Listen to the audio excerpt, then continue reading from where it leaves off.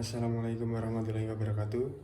Saya Alfian Rudi Falah dari Prodi Manajemen kelas I dengan NIM 202204104447. Di sini saya akan menjelaskan teori SR, teori dari Albert Mehrabian, dan teknik influencing skills. Yang pertama adalah teori SR. SR merupakan singkatan dari stimulus respon, merupakan model komunikasi dasar yang dipengaruhi oleh psikologi. Dijelaskan bahwa model komunikasi stimulus respon secara sederhana menggambarkan keterkaitan antara stimulus dan respon. Secara garis besar, model komunikasi stimulus erat dengan kaitannya aksi dan reaksi. Sebagai contoh, ketika ada seseorang yang melambaikan tangan kepada kita, kita akan membalas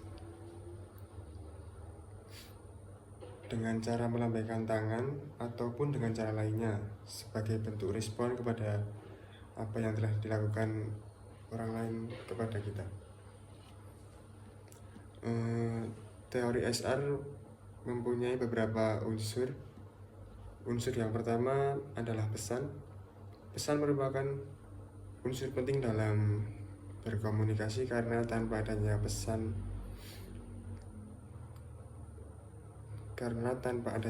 komunikasi tidak akan berjalan dengan baik dan lancar.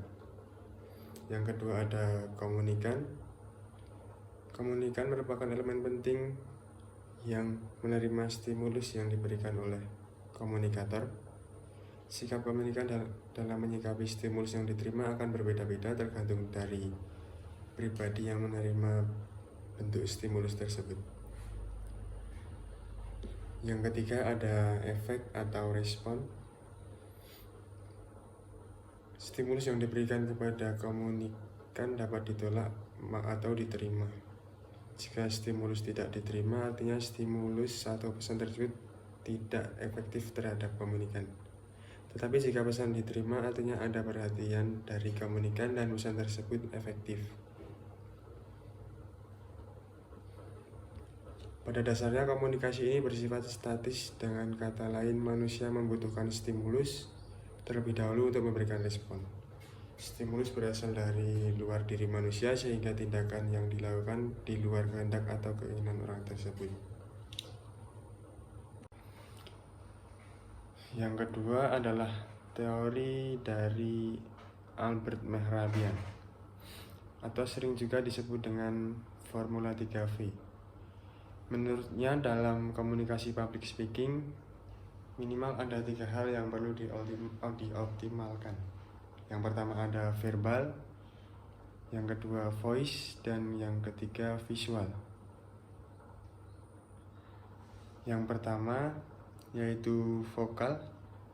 Vokal adalah suara yang kita keluarkan saat berbicara atau mengeluarkan kata-kata. Dalam komunikasi public speaking, elemen vokal berperan sebesar 30% dalam keberhasilan public speaking.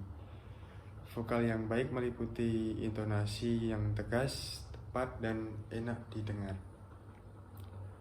Yang kedua ada verbal. Verbal adalah hal yang berkaitan dengan kalimat atau kata-kata, yaitu komunikasi verbal lisan berupa berbicara. Komponen verbal mempengaruhi keberhasilan public speaking sebesar 7%. Yang ketiga ada visual. Visual artinya apa yang tampak terlihat oleh mata, dapat kita pandang, dapat kita lihat secara langsung mungkin. Ini berkaitan dengan penampilan, mulai dari postur, gestur, hingga busana yang dikenakan. Komponen ini berdampak sebesar 55% dalam keberhasilan berkomunikasi. Yang ketiga ada teknik influencing skills. Influencing skills merupakan kemampuan mempengaruhi, membantu, membujuk seseorang agar setuju dengan pendapat atau memikirkan sesuatu suatu topik tanpa paksaan sekaligus mengakui sudut pandangnya. Menjadi berpengaruh di tempat kerja dapat membantu kita menjadi pemimpin yang luar biasa dan mencapai tujuan bisnis yang penting. Karena dengan kita menjadi manajer, tentunya kita perlu untuk memiliki teknik influencing skills agar bisa mempengaruhi rekan-rekan kerja kita atau konsumen kita atau rekan bisnis kita agar setuju dengan pendapat yang kita miliki.